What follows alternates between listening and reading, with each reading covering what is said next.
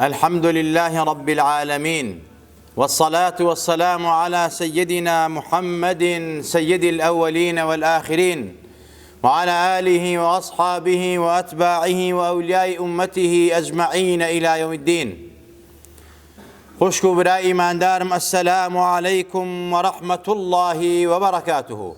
عزیزان و خۆشەویستان، ئیسرا و میعراج و شەوڕەوی پێغەمبەری نازدار سەڵات و سەلامی لەسەر بێ چەندین دەرسی گرنگی تایە بۆ ئومەتە نازارەکەی.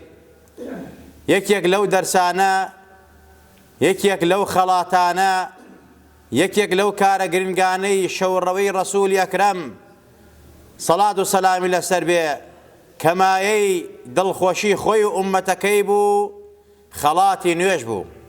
لەو سەفەرەدا پێغەمبەری نازدار نوێژی لەسەر واجب کرا، خەڵات کرا بە خۆی ئومەتەکەی 5 نوێژ، بەڵام لە واقعا 50 نوێژ بوو.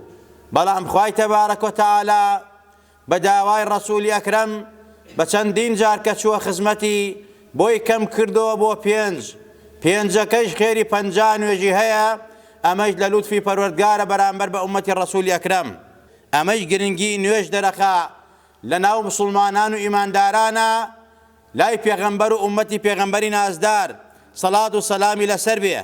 بۆیە پارێزگاریکردن لە نوێژەکانمان، محافەزە لەسەری، بەردەوامبوون لەسەری مایەی عیززەت و ڕزگاریمانە لە دنیا و لە قیامەتە.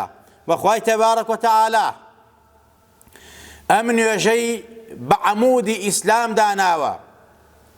پێغەمبەری نازدارمان سەڵات و سەلامی لەسەر بێ لە فەرمایشتێکە فەرمێت: رأس الأمر الإسلام وعموده الصلاة وذروة سنامه الجهاد. پێغەمبەری نازدارە فەرمێت ئەم ئەمر و فەرمانە کە پەیامی پەروەردگارە ئیسلام و ئاینی ئیسلامە، عەمود و ڕاگری ئەم ئیسلامە نوێژە. بۆیە لە فەرمایشتێکە فەرمێت هەر کەسێک نوێژ نەکا ئیمانی نییە، دینی نییە، و دینی ڕووخاندووە چونکە کۆڵەکەی ئیسلامی نییە. و هەروەها فەرمێت چڵەپەپۆی ئەم ئەمر و ئیسلامە جیهاد و تێکۆشانە لە پێناو پەروەردگارە، جیهادی حەق ڕاستی، دیفاع بێ لە ئیسلام و ئیعلای کەلیمەت الله بێ، بۆ ڕزگارکردنی چینی مەزلوم و چەوساوە بێ، نەک لە پێناو مەسلحەت و بەرژەوەندی بێ و ناوی بنێی جیهاد. ئەو جیهادەی پێغەمبەر و ئەسحابی پێغەمبەر کردیان. ئازیزان و خۆشەویستان، ئەم نوێژە خوای تەبارەک و تەعالا لە قورئانە پێمان ئەفەرمێت بە خۆشەویستمان بە عەزەتی ڕەسوولی ئەکرەم ئەفەرمێت: حافظوا على الصلاوات والصلاة الوسطى وقوموا لله قانتين. ئیمانداران، باوەڕداران، نوێژەکانتان بپارێزن، پارێزگاری لە نوێژەکانتان بکەن، بە تایبەت نوێژی مامناوەند، ئەو نوێژەی کەوا لە نێو نوێژەکانایە، لە ناوەڕاستی ڕۆژدایە یان لە ناوەڕاستی نوێژەکانە. عولەما و زانایان تەفسیریان زۆر بۆ کردووە. یەکێک لەو تەفسیرانە فەرمویانە نوێژی عەسرە، هەندێک فەرمویانە نوێژی بەیانیە کە خوا بە تایبەت ئەفەرمێ پارێزگاری لێ بکەن، ئاگاتان لێ بێ، بە فیڕۆی نەدەن کاتەکەی. اینجا فەرمێت کە نوێژتان کرد خاشع بن، سامت بن، بێدەنگ بن، خوشوعتان هەبێ، بە زەلیلی لە حوزوری پەروەردگارە ڕاوەستن بۆ ئەوەی خوای تەبارەک و تەعالا زیاتر ڕەحەمات و بەرەکاتی خۆی بڕژێنێ بەسەرتانە. الصلاة معراج المؤمن.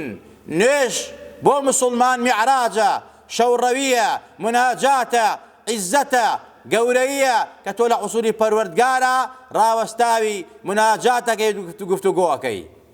پێغەمبەری خوا چووە حوزوری پەروەردگار بۆ میعراج و شەوڕەوی، بەڵام عیبادەتێکی هێناوە کە بۆ مسلمانان هەمیشە و دائیم لە ڕۆژێکە 5 جار کە فەرزە میعراج لە حوزوری پەروەردگارە بکە، چونکە نوێژەکەی میعراجە، گفتوگۆیە، قسەیە لە خزمەتی پەروەردگارە، دوعا و نزا و پارانەوەیە. بۆیە یەکێ لە صیفاتی ئیمانداران و باوەڕداران ئەوەیە کەوا پارێزگاری لە نوێژەکانیان بکەن، محافظەی پێ بکەن، نەیەڵن بفەوتێ، بە فیڕۆی نەدەن، لە گونا و تاوان بیانگەڕێنەتەوە. ئازیزان و خۆشەویستان،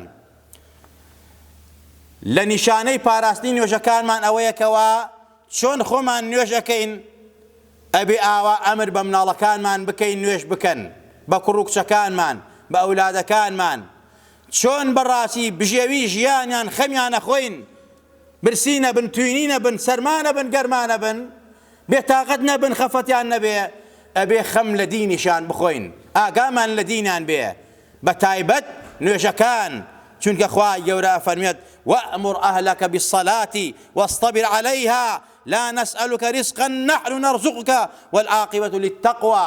خواهی تبارك وتعالى فرمێت ئەمر بکە بە ماڵ و منداڵەکەت بە نوێژکردن، با نەیفەوتێنن، ئارام بگرن لەسەر نوێژکردن، لەسەر فەرمانەکانی پەروەردگار. ئێمە داوای ڕزق و ڕۆزی لێوە ناکەین، ئێمە ڕزق و ڕۆزیان نەدەین، ئێمە ژیانیان دابین ئەکەین، عاقبەت و سەرکەوتن و بەختەوەری ئاگادار بن، بەس بۆ تەقواکاران و لە خواترسانە. خوا فەرمێت و ئەمر بکەن بە نوێژ بە مناڵەکانتانە، یعنی یەکێک لەو شتانەی کەوا تۆ محافەزەی نوێژەکەت کردووە، نوێژەکە پاراستووە، ئەوەیە کەوا تۆ ئەمرت پێ کردووە. نوێژ سڕی بەڕاستی نەجاح و سەرکەوتنە، ئەسڵی سەرکەوتنە، ئەسڵی عیزەتە.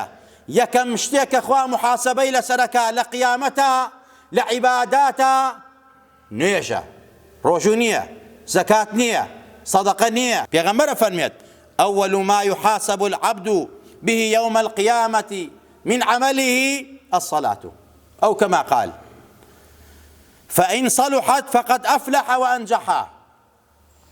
هەر کەسێک ئەگەر لە ئیمتیحانی نوێژا دەرچێ، سەرکەوتووە، بەختەوەرە، بە عیزەتە، هەموو کارەکانی تری وە ئاسانە بێ. ئەگەر کەسێک وئین فەسەدەت، ئەگەر بێت و نوێژەکەی بە فەسادا برد بێ، نەیپاراست بێ، بە جوانی نەیکرد بێ، ڕێک و پێک نەیکرد بێ، شەرت و مەرک و ڕوکنەکانی جێبەجێ نەکرد بێ، وەکو خۆی نەیکرد بێ، وەک ئەوە نەگرێت کە پێغەمبەرە صەلوا کەما ڕەئەیتمونی ئوصەلی، ئەوە دڵنیابن پێغەمبەرە فەرمێت فەقەد خابە وخەسیرە، ئەوە بەدبەختە، نەکبەتە، زەرەرمەندە. بۆیە محافەزە لەسەر نوێژەکان نیشانەی سدق و ڕاستگۆییە، نیشانەی ئیمانی پتەوە، و هەروەها ئیهانەکردن بە نوێژەکان کەم تەرخەمی تایە، نەکردنی لە کاتی خۆیان و لە جێی خۆیان، و هەروەها شەرت و مەردەکانی ئاگادار نەبی، شەرتی ئاگادار نەبی، ڕوکنی ئاگادار نەبی، پاکی و پیسی ئاگادار نەبی. ئازیزان و خۆشەویستان، ئەوەی ئیهانە بە نوێژەکانی بکە علامەت و نیشانەی خوذلان و بەدبەختی و نەکبەتیە. پێغەمبەر لە فەرمایشترا فەرمێت من حافظ عليها، هەر کەسێک نوێژەکانی پارێزێت كانت له نورا وبرهانا ونجاة يوم القيامة، ئەبێتە نور و نەجات بۆی لە بەرزە و قیامەتە، ئەبێتە بورهان و بەڵگە و حجە، ئەبێتە مەرکەبی ساڵح بۆی، ئەبێتە چەتری سەری، ئەبێتە مای ڕزگاری و نەجاتی لە ڕۆژی قیامەت و لە بەرزەخە، ئەبێتە سیراد و چرای ناو گۆڕی، ئەبێتە ئەنیس و ڕەفیق و هاودەمی ناو گۆڕی. لەو کاتە تەسک و تاریک و باریک و غەریبیە، نوێژە هاودەم و نوێژە ڕەفیق و نوێژە چرای دەست و نوێژە مای سەربەرزی و نوێژە مای ئونس و دڵخۆشیت. بۆیە بیپارێزن، ئاگاتان لێ بێ. ومن لم يحافظ عليها لم يكن له نور ولا برهان ولا نجاة. ئەوەی پارێزگاری لێ نەکا، بەگو خۆی نەیکا، ڕێک و پێک نەیکا، بەڕاستی نە نووری هەیە، نە سیراجی هەیە، نە بەڵگەی هەیە، نە حوجەی هەیە، نە ڕزگاری هەبێ، ژیانی قورسە لە بەرزەخە، لە قیامەتا زەلیلە، بەدبەختە، نەکبەتە، داماوە. بۆیە ئەبێ ئاگامان لێ بێ. بەوە شەوە نەوەستاوە پێغەمبەرە فەرمێت ئەوانەی کەوا پارێزگاری لە نوێژەکانیان ناکەن، ڕێک و پێک نایکەن، یان ئەنجامی هەر نادەن، ئەوە بەڕاستی حەشریان لەگەڵ وكان يوم القيامة مع قارون وفرعون وهامان وأبي كري خلف. پێغەمبەرە فەرمێت لە ڕۆژی قیامەتە نوێژنەکەران، داماوان، بەدبەختان، ئەوانەی کەوا نوێژەکان ئیهانەی پێکەن، تەوهینی پێکەن، ڕێک و پێک نایکەن، یا هەر نایکەن، لە ڕۆژی قیامەتە لەگەڵ قارونایە، لەگەڵ فرعونایە، لەگەڵ هامانایە، لەگەڵ ئوبەی کوڕی خەلەفایە، لەگەڵ نەمرودایە، لەگەڵ زاڵمەکانە. ئەمە نەک لەسەرەوەی کافرە و بێدینە. هەیە مسلمانە لە تەسکیرەی موسا و مسلیم نوێژ ناکا، یا ئەیکار ڕێک و پێک نایکا، مەمە کافر نابێ، بەڵام مادەم ڕێک و پێک نایکا، تاوانبارە، گوناهبارە. لە ڕۆژی قیامەتە لەگەڵ قارون و لەگەڵ هامان و لەگەڵ فرعون و لەگەڵ نەمرود و لەگەڵ ئەم زاڵمانایە. لەبەر ئەوەی ئیهانەی بە نوێژەکەی کردووە، محافەزەی نەکردووە، ڕێک و پێک ئەنجامی نەداوە. بۆیە عولەما و زانانی ئێمە ئەفەرمون چۆن ئێمە هەوڵ ئەدەین نوێژەکان لە کاتی خۆیان بکەین، چونکە الصلاة في وقتها أفضل الأعمال الصلاة في وقتها. گەورەترین عملی ئینسان ئەوەیە نوێژ لە کاتی خۆیان بکە، ئەبێ خەمی ئەوەی بخۆین کە نوێژەکانمان چۆن ئەکەین، دەستنوێژمان، تاراتمان، غوسڵمان، ئەبێ ئەمانە تەواو بێ. یەکێک طبعاً نوێژ 5 مەرجی هەیە، 5 دانە مەرج. یەکێ لە مەرجەکانی ئەوەیە پاک و پختەیە. لە چیوە دەست پێکات؟ لە تارات و لەسەر ئاوکردنەوە. بۆیە پێغەمبەر فەرمێ سەڵات و سەلامی لەسەر بێ، هەر کەسێک جوان خۆی لەسەر ئاو پاک نەکاتەوە معەزەبە لە قەبرا. یەکێک لەوانە کە عەزابی قەبری زۆر سەختە، ئەوانن تارات باش ناکرن، لە پاشمیش خۆیان پاک ناکەنەوە، جلوبەرگیان بێنوێژە. بۆیە ئاگاداری ئەو نوقتە بن. دوو، مەسئلە لە پاراستنی نوێژ ئەوەیە کەوا ئێمە ئاگامان لە دەستنوێژەکانمان بێ. ئەو دەستنوێژانەمان کە ئەیگرین ڕێک و پێک بێت. دەستنوێژ 6 دانە ڕوکنی هەیە، فەرزی هەیە. هەر کەسێک ئەو 6 فەرزە لە دەستنوێژان نەکا بێ سونەتەکان، بەڕاستی دەستنوێژەکەی بەتاڵە، هەنی نوێژەکەشی بەتاڵە. چونکە ما يبنى على الباطل فهو باطل، ئەوەی بنیاد لێ لەسەر باتڵ هەر بەتاڵ دەرەچێ. دەستنوێژەکەی نابێ بەتاڵ بێ. 6 فەرزەکەی دەستنوێژ. نێتهێنان لە دەستنوێژا فەرزە، لەبیرتان نەچێ. نێتی فەرز، نێتمە فەرزی دەستنوێژ جێبەجێکەم لە کاتی شۆرنی دەموچاوە، دەموچاو شۆرین، ئەبێ ئەم دەموچاوە ئەوەی سنووری دەموچاوە جوان بشۆرێ، نەک کوڵمەکان و لاریش نەشۆرێ، ژێر چەناکە نەشۆرێت. بەڕاستی ئەوە دەموچاوەکە نەشۆریوە، ئەبێت جوان لە پاناییەوە لە لای گوێوە بۆ گوێ، ئەنجا لە ڕووی ئەوەیە کە مو لە کوێ سەوزە بێ، هەتا ژێر چەناکە لە دەستنوێژا جوان بیشۆری. ئینجا باڵەکانت لە نوکی پەنجەوە تا ئانیشک و ئەبێت جوان بیشۆری، هەردوو باڵە. ئینجا مەسحی سەرت، جوان مەسحی سەرت بکەی کە واجبە فەرزە. ئینجا لە پاشان قاچەکانت جوان بشۆری، بینی قاچەکانت، بینی پەنجەکانت جوان دەستی تێ بخەی. ئەگەر کەسێک پیسیە، چەپەڵەیەک، بۆیاخێک، گەچێ، هەویرێ بەگیانی وەبێ، ئەبێ لێی کاتەوەی نات دەستنوێژ و غوسڵەکەی دروست نییە. بە تایبەتەوە ئافرەتانەی ئەو خوشکە بەڕێزانەی کەوا نینۆکیان درێژ بووە، یا ئەو پیاوانەی نینۆکیانێ سڵکی پێوەیە، بۆیاخی پێوەیە، تأکید بە دەستنوێژی دروست نییە، ئەبێ لێی کاتەوە عیبادەت و نوێژی بەتاڵە. یا ئەو بەڕێزانەی کە بەڕاستی بۆیاخەکەن، سەریان ڕیشیان ئەو بۆیاخەی کەوا ئەیکەن هەرچەند بەڕەش حرامە، بەڕەنگانی دروستە، ئەبێ ئەو بۆیاخەت جورمی نەبێ، توێکڵی نەبێ. ئەگەر توێکڵی بێ، بەڕیشی وە، بەسمێڵی وە، بەقژی وە، دەستنوێژی دروست نییە، غوسڵی دروست نییە، عیبادەت ئەمەی بەتاڵە. ئاگامان لەم نوقتانە بێ ئازان و خۆشەویستان. و هەروەها یەکێتر لەو شتانەی ئەبێ ئاگامان لێ بێ لە بۆ ئەوەی کە نوێژەکەمان بەتاڵ نەبێتەوە، دەستنوێژەکەمان دروست بێ. ئەمڕۆ شتێک پیا بۆ بە ناوی سونەتی پێغەمبەرەوە سونەت نییە. ئەویش مەسحکردنە بەسەر گۆرەویە لە جێی قاچۆرین. مەسحی خوف سونەتە. خوف ئەو جووتە گۆرەوەیە کە بەڕاستی شەرت و مەرجی خۆی هەیە، ئەبێ ئەوەندە قایم بێ ئاو هەڵ نەمژێت، ئینسان بتوانێت پێوە ڕێ بکە، بەڕاستی محەلی فەرزی لە قاچا داپۆشی بێ، کونیتیان نەبێ، ئینسان نەشی پاک بێ و دەستنوێژ بێ لە بەریکا. بۆ مقیم 24 ساعت یعنی شەو ڕۆژە، بۆ مسافر 3 شەو 3 ڕۆژە، ئەبێ ئاگا لە شەرت و مەرجەکانی بێ. ئەم گۆرەوی سەعلەبەی کە ئەمڕۆ کەسانێک فێر بوون مەسحی بەسەراکەن، قاچیان ناشۆرن، دەستنوێژیان نییە و بەتاڵە و حرامە و کارێکی بیدعەتەکەن. و ئەو حەدیسانش کە وارد بووە لەسەر گۆرەوی، علەما و زانایان فەرمویانە چەند حەدیسێکە یان مەوزوعە یا زۆر زەعیفە، عەمەلی پێ ناکرێ. ئەوەی کە پێغەمبەر بەکارهێناوە خوف بووە، نەک گۆرەوی سەعلەبی ئەمڕۆ.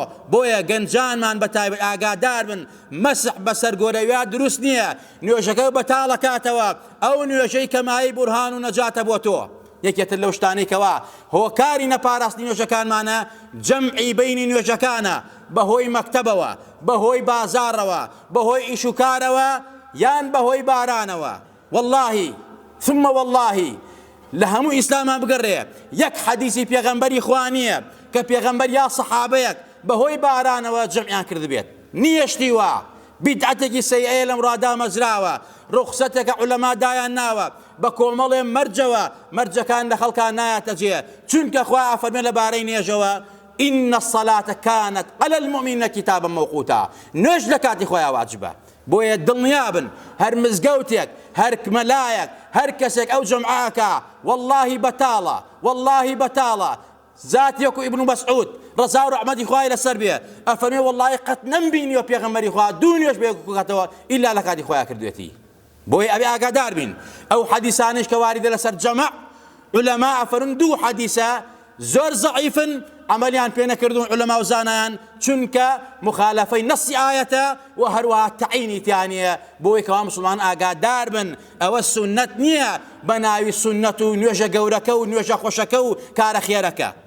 نوێژەکانتان بەتاڵ مەکەنەوە. نوێژ میعراجی تۆیە لە ڕۆژێکە 5 جارە لە حوزوری پەروەردگارە ڕاوەستە نوێژ بکە عیبادەت بکە.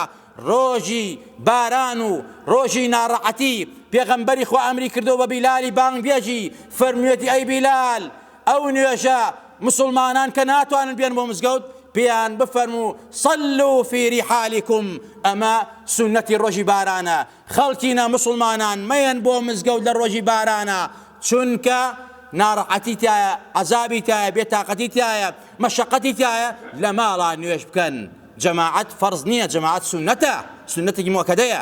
تۆ نابێ بەڕاستی لەبەر خاتری سونەتێک فەرزێک لە جێی خۆیانەکەی. خوا لە هەموو لایەکمان خۆش بێ خوا لە هەموو لایەکمان ڕاستی بێ خوا عاقبەتمان بەخێر بێڕی خوا لە گوناه و تاوانی خۆمان و باوکو دایکمان خۆش بە خوا لێمان ڕاستی بە خوا سەربەرزمان کە خوا لەم شەریعەتە ئاگادارمان کە خوا نوێژەکانمان لێوەرگرە نوێژەکانمان نور بێ نەجات بێ بورهان بێ بمان نەکبەتی و بەدبەختی نەبێ تاریکی نەبێ بمان نەیدێتەوە بە ناوی چاومانە. خوای بە ئیمان و بمانژێنە و بمان بەنەوە زیندومان کەرەوە لە دەرد و بەڵاو و نەخۆشی و ناخۆشی لاماندا. یا ڕەبی خوا بەزەی بە خۆمان و باوکو دایکمان نابێتەوە بەزەی بە مردوەکانمان نابێتەوە شیفای عاجل و بەلە بۆ نەخۆشەکانمان بنێرە.